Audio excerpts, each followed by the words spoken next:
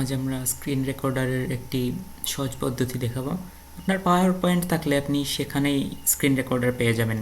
আমি power point open করছি, তারপর ব্ল্যাঙ্ক প্রেজেন্টেশন নিলাম, তারপর এই যে রেকর্ডিং অপশনটি সিলেক্ট করুন, তারপর স্ক্রিন রেকর্ডিং এই অপশনটিতে সিলেক্ট করুন, তারপর আপনি এরিয়া চুজ করে নিতে পারেন।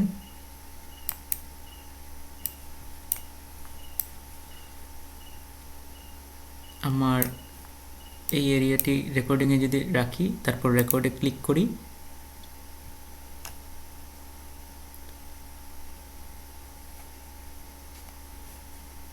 শুধু এই এরিয়াটি আমার রেকর্ডে আসবে।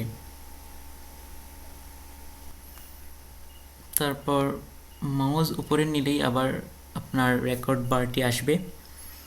এই দেখুন টাইমিং, তার মানে রেকর্ড হচ্ছে, পজ হচ্ছে, আবারও দিলে আবার রেকর্ড শুরু হচ্ছে। স্টপে দিলে রেকর্ডটি বন্ধ হবে। এই দেখুন আমি যে এরিয়াটি সিলেক্ট করছি শুধু সেটাই এই জায়গায় আসছে। আমি এখান থেকে প্লে করে দেখতে পারবো।